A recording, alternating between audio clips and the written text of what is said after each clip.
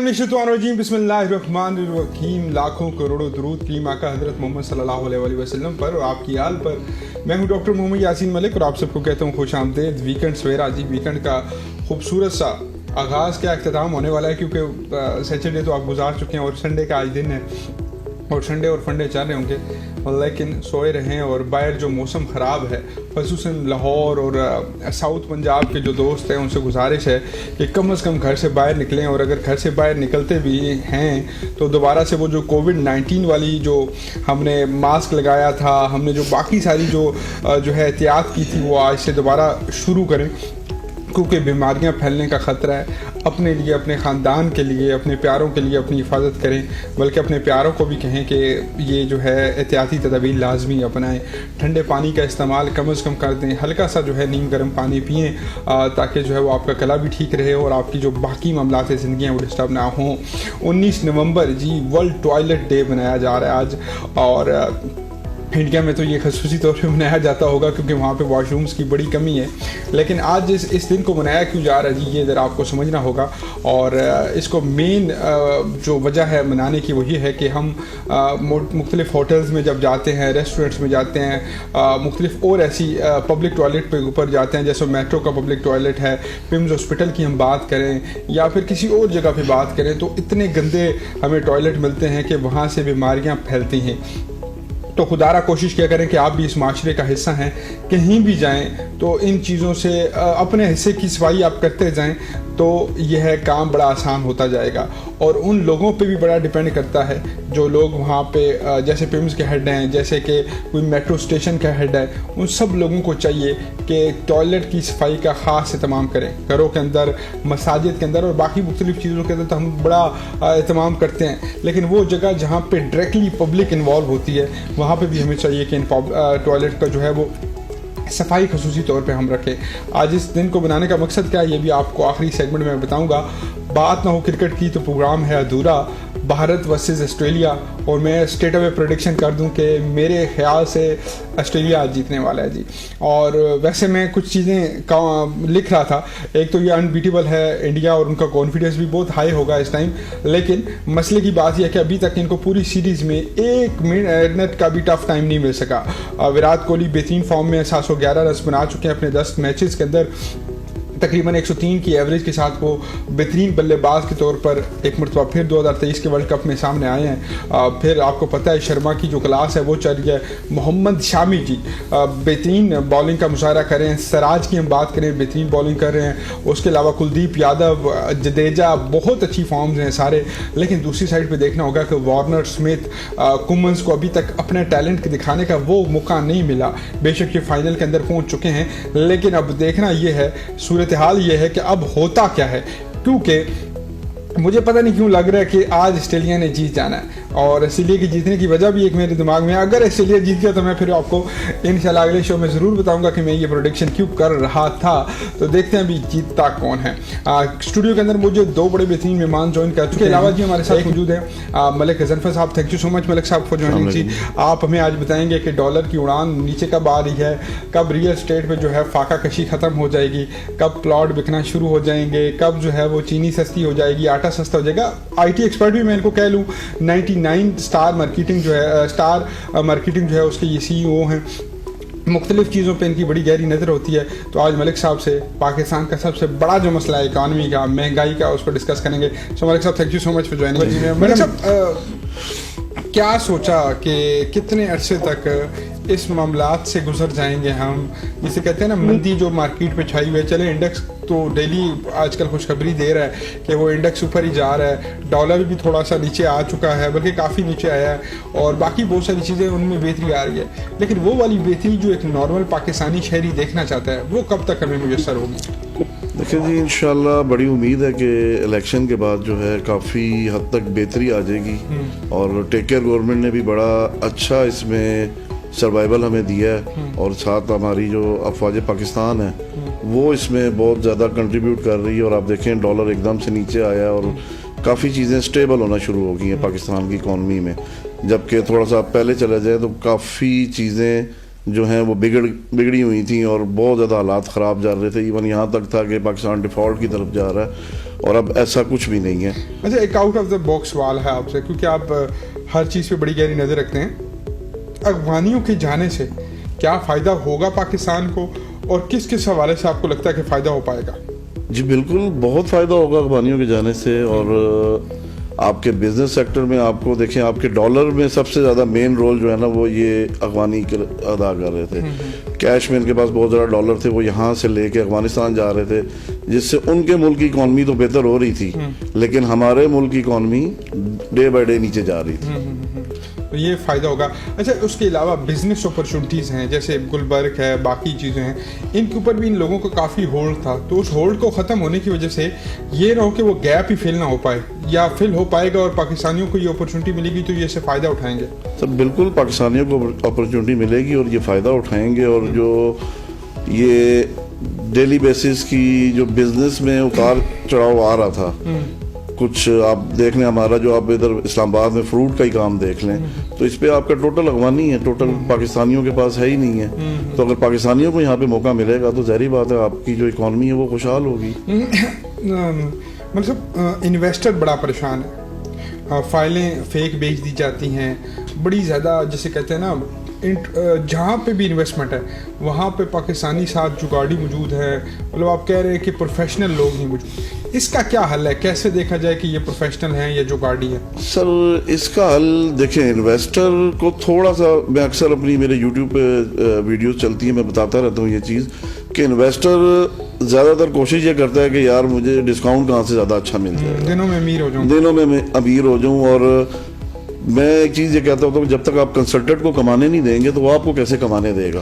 اگر آپ cheap consultant choose کر رہے ہیں اور اس کو کہہ رہے ہیں یار مجھے ڈسکاؤنٹ دیں, اور ایک اچھی اماؤنٹ انویسٹ کرنے کے بعد اس پہ آپ ڈسکاؤنٹ مانگ رہے ہیں, اسپیشلی ہمارے جو اوورسیز پاکستانی ہیں, وہ آپ سعودیہ میں دیکھ لیں, وہ 10,000 20,000 ریال کی انویسٹمنٹ ہمارے پاس کرتے ہیں, لیکن 200-300 ریال کے چکر میں نا اکثر فون پہ کہتے ہیں یار مجھے کہیں اور سے ڈسکاؤنٹ اچھا مل رہا ہے. وہ ایک ایسے بندے کے پاس چلے جاتے ہیں جو 200-300 تو کما رہا ہے, لیکن آپ کو وہ کیسے کوئی اچھا اماؤنٹ کما کے دے سکتا ہے. اچھا میڈیوکر جو ہو گیا ہوتا ہے, آپ نے بڑا ایک کوآرڈینیٹر بھی کہہ لیں, پراپرٹی ڈیلر بھی کہہ لیں, بیچ میں کوئی بھی بزنس ہے, جیسے کہ آپ میڈم بیٹھے ہوئے ہیں, اگر ان کو پراپر کوئی گائیڈ لائن کرنے والا ہے کہ یہاں پہ آپ کا بہترین سیلون یا آپ کی بہترین سیٹ اپ چل سکتا ہے, تو اس کا بڑا کردار ہوتا ہے. ہمارے یہاں اس کو مطلب ایک فضول سی جاب سمجھی جاتی ہے.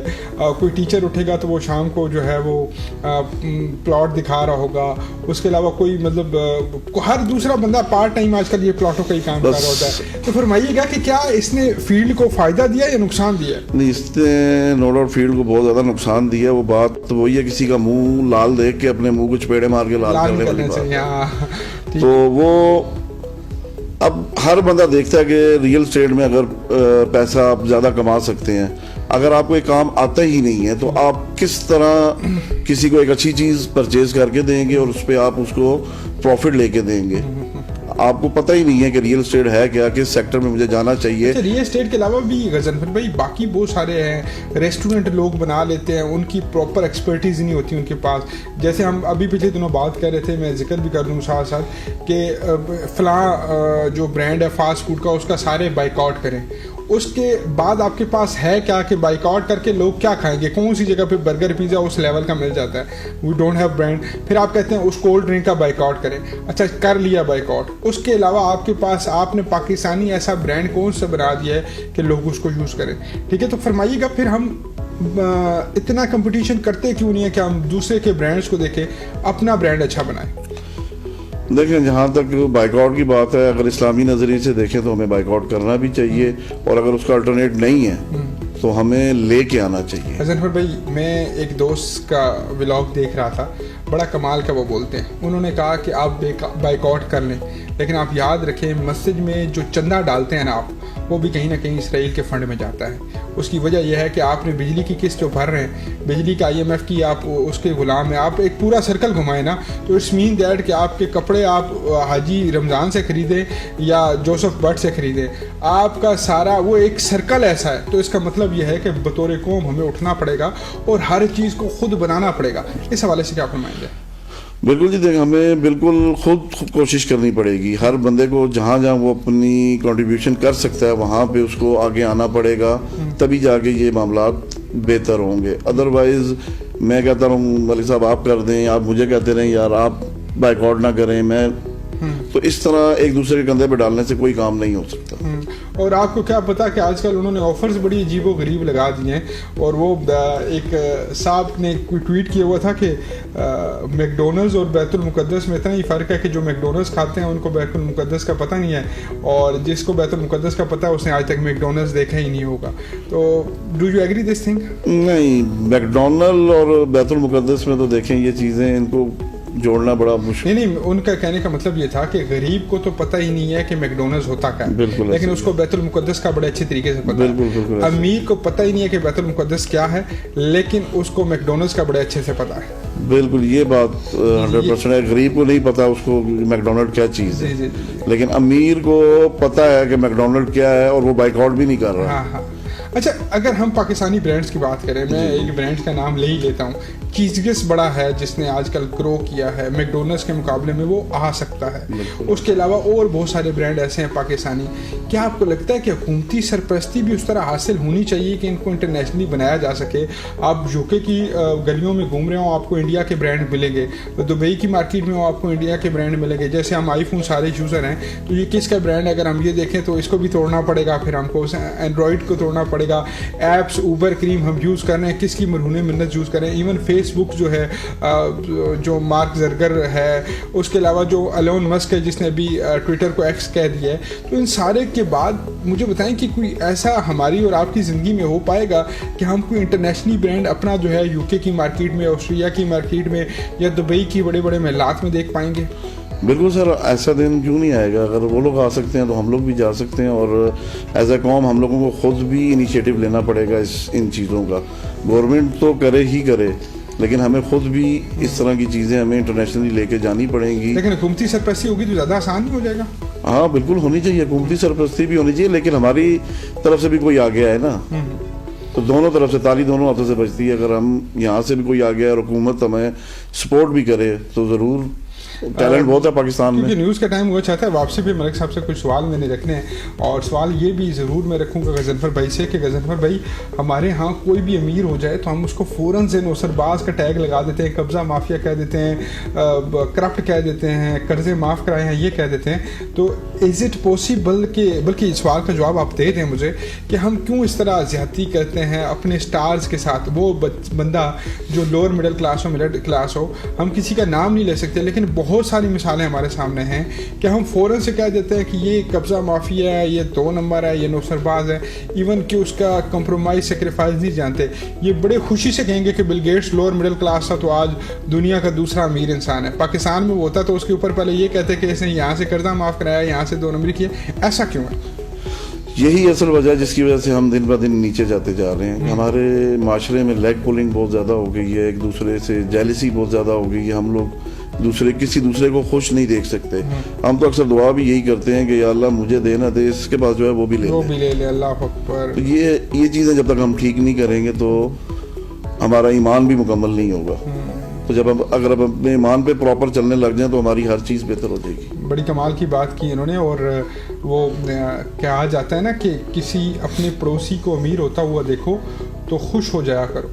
اس لیے خوش ہو جایا کرو کہ اللہ پاک تمہارے پڑوس میں موجود ہے, اور اگر تم خوش ہو جاؤ گے تو اللہ بولے گا کہ میرا بندہ میری کیے ہوئے کام پہ کتنا خوش ہے, تو کیوں نہ میں اس کی طرف بھی چلا جاؤں, کیونکہ اللہ پڑوس میں آیا ہوا ہے نا, بڑا قریب ہے. اگر یہی بات آپ یہ کریں گے, منہ چڑھائیں گے, تو اللہ تبارک و تعالیٰ کہیں گے کہ ٹھیک ہے یہ منہ چڑھا رہا ہے تو پھر میں جاتا ہوں. تو پڑوس میں اگر پڑوسی امیر ہو جائے تو خوش ہو جانا چاہیے کہ اللہ نے اس کے اوپر رحمت کی ہے تو رحمت میرے پڑوس میں آ گئی ہے. اب اس کا اوپر آپ کے اوپر ڈپینڈ کرتا ہے کہ حسد کینہ بغض کے ساتھ. اسی طرح کہ پاکستانی بھائی بھی آپ کا ترقی کر رہا ہو یا کچھ بہتری کے لیے بات کر رہا ہو تو آپ خوش ہو جایا کریں کہ ایٹ لیسٹ ہے تو پاکستانی ہے. ڈائریکٹلی انڈائریکٹلی پڑوسی کا اور اس پاکستانی بھائی کا آپ کو بڑا فائدہ ہونا ہے. چھوٹے سے بریک کے بعد دوبارہ ملاقات ہوتی ہے, کہیں مت جائیے گا. خوش آمدید کہتا ہوں ایک مرتبہ پھر آپ کو, اور سلسلہ ویکنڈ سویرا کا جاری و ساری ہے. جا رہی تھی وہ غضنفر بھائی, آپ نے مووی دیکھی ہوگی اکشے کمار کی کہ 21 دن میں پیسہ ڈبل, پھر 21 دن میں پیسہ 4 گنا, تو پھر وہ 8 گنا, پھر 16 گنا. آج کل تو ہر انویسٹر یہی چاہتا ہے کہ 21 دن میں پیسہ ڈبل ہو جائے, اور ڈبل بھی تب ہو جائے کہ یہ 21 دنوں میں بھی استعمال نہیں ہو تو اچھا ہے. تو کیا ایسی واقعی کوئی فلاسفی ہوتی ہے پراپرٹی میں کہ ہر بندہ آتا ہے تو کہتا ہے کہ میں امیر ہونا چاہتا ہوں, اور ٹریڈنگ میں آتا ہے تو کہتا ہے میں امیر ہونا چاہتا ہوں, ان سارے معاملات میں, تو کیا ایسا پاسبل ہوتا ہے یا یہ صرف دور کے ڈول سہانے ہیں؟ بس اسی طرح یہ دور کے ڈول سہانے اور لوگوں کو ایسے خواب دکھانے والے لوگ ہی فراڈ ہوتے ہیں. اصل میں پرابلم ہی یہی ہے کہ پیسہ لے کے آئے اور ڈبل ہو جائے. آپ کو کام کرنا پڑتا ہے, پراپر ایک چیز کو سمجھنا پڑتا ہے اور اس میں انویسٹ کر کے ٹریڈنگ کرنی پڑتی ہے. یہ نہیں کہ آپ پیسہ لائیں اور ڈبل, وہی ڈبل شاہ والا حال ہے, پھر وہ پیسے لے کے ڈبل کر کے لے کے چلا جائے گا. ڈبل شاہ ویسے سنا ہے جیل سے باہر آ چکا ہے, وہ پھر دوبارہ ڈبل کرے گا. ٹھیک ہے. اچھا, بیسیکلی ٹریڈنگ ہو یا پراپرٹی ہو یا باقی مختلف قسم کے, آج کل تو کریڈٹ کارڈ میں بھی فراڈ آ گئے ہیں. آج کل تو بینک لون جو دلواتے ہیں, گاڑی لینے یہ لینے, وہ ایڈوانس لے کے بھاگ جاتے ہیں. تو جو اتنا یہ جو فراڈ کا سین ہے یہ بند کیسے ہو سکتا ہے؟ کون سا محکمہ ہے جس کو پراپر کارروائی کرنی ہے؟ Police, FIA, cyber crime? کیونکہ ایک کے پاس جائیں وہ بولیں جی آپ کی واٹس ایپ سے بات ہوئی ہے تو یہ سائبر کرائم کا کیس بنتا ہے. وہ سائبر کرائم FIA بھیج دے گی, پہلے وہ بیچارہ غریب جس کے ساتھ آلریڈی فراڈ ہوا ہے اس کے پاس مزید پیسے لگ جاتے ہیں اتنے اور اس کو حق نہیں مل پاتا. تو کیا اس کا سلسلہ ہونا چاہیے؟ سر یہ تو دیکھیں, ادارے تو کریں گے, وہ تو سالوں سال کی بات ہے. سب سے پہلے آپ نے دیکھنا ہے کہ جو بھی کنسلٹنٹ آپ چوائس کر رہے ہیں وہ آپ کی چوائس کیسی ہے. وہی بات آ جاتی ہے پھر آپ اگر چیپ چیز کے اس پہ پڑھتے ہیں کہ یار مجھے ڈسکاؤنٹ ملے گی, ہو جائے اس طرح ہو جائے, پیسے بھی میں کم لگاؤں اور کما بھی زیادہ جاؤں, تو وہ پھر اس میں آپ کو ایسے ہی لوگ ملتے ہیں جو آپ کے ساتھ چیٹ کر کے نکل جاتے ہیں. تو آپ سب سے پہلے دیکھیں کہ پروفیشنل طریقے سے جائیں, پروفیشنل کمپنی کے پاس آئیں آپ. کمپنی جو ایک ٹائم سے کام کر رہی ہے, لوگوں کو ڈیلیور کر رہی ہے, ڈیلیور کرا کے دے رہی ہے, ان لوگوں کے پاس آپ آئیں. اچھا, بڑا طریقے سے نا مارکیٹنگ کی جاتی ہے, فیکنس پھیلائی جاتی ہے. We are deliver on 12 year 13 year, اور بیچاروں نے 10 دن پہلے آفس بنایا ہوتا ہے, اور کوئی جو ہے وہ اچھے پروموز بنا لیتا ہے, کوئی سوشل میڈیا پہ چھا جاتا ہے. مطلب جھوٹ بھی بڑا اچھے طریقے سے, اور ہمارے یہاں مارکیٹنگ کا مطلب بھی جھوٹ سمجھا جاتا ہے کہ اتنا اچھا دکھاؤ, کہ کیونکہ خود اونرز کہہ رہے ہوتے ہیں کہ مارکیٹنگ اچھی چاہیے مجھے. فرمائیے گا پھر اس حوالے سے بھی SCCP کے علاوہ بھی کوئی ایسا ادارہ ہے جو رجسٹرڈ کرے کمپنی کو, تو اس کو دیکھنا چاہیے, کیونکہ SCCP میں بڑا آسان بھی ہے. اور دوسرا کیا SCCP اس چیز کی ذمہ داری تو نہیں اٹھاتا نا کہ جو ہے میں وہ اس کا ذمہ دار ہوں؟ یہی چیز میں آپ کو کہہ رہا ہوں کہ ادارے کی طرف جائیں گے تو پھر آپ کے وہ سالوں سال, یہاں پہ آپ کو پتہ ہے نا کہ پیسے آپ ایک دفعہ کسی کو دے دیں, لینا سب سے بڑا مشکل کام ہے واپس. تو سب سے پہلے آپ نے خود انیشیٹو لینا ہے کہ جس بھی بندے کے پاس آپ جا رہے ہیں اس کا اپنا فیس رجسٹرڈ ہے کہ نہیں, جو آنر ہے اس کمپنی کا, اس کو کون جانتا ہے, اس نے ڈیلیور کیا کیا ہے, اس نے کیا ڈیلیور کیا ہے. اب آپ ایڈ بنوا لیتے ہیں, آپ کو بہت ساری ماڈلز مل جاتی ہیں, وہی 10 دن کا آپ کا آفس ہوتا ہے, اور آپ نے ماڈلز بٹھائی اور اچھا سا ایڈ بنایا اور 50 لوگوں سے آپ نے پیسہ اکٹھا کیا اور لے کے بھاگ گئے. کلیکٹیولی میسج کیا دیں گے؟ بڑا برا دور چل رہا ہے, اوورسیز انویسٹر آنا چاہتا ہے لیکن ایک تو حالات نہیں ہے, پھر نیچے مارکیٹ میں فراڈ ہے. کیا میسج دیں گے انویسٹر حضرات؟ سر انویسٹر حضرات کو میسج یہی ہے کہ یہی ٹائم ہے انویسٹ کرنے کا, اصل ٹائم ہی یہی ہے. آج کا ٹائم ہے, دیکھیں اکانومی آپ کی نیچے گئی ہوئی ہے, ہر چیز کے ریٹ بیک پہ آئے ہیں. اگر آپ پیسہ کمانا چاہتے ہیں تو یہی ٹائم ہے. اور جیسے ہی آپ کے الیکشن ہو جاتے ہیں, آلموسٹ آپ کہہ لیں کہ مارچ 2024 سے یہ ریٹ اوپر آتے جائیں گے اور آپ کو فائدہ ہوگا. غزنفر بھائی, thank you so much for joining. Thank you so much madam, thank you so much for joining. G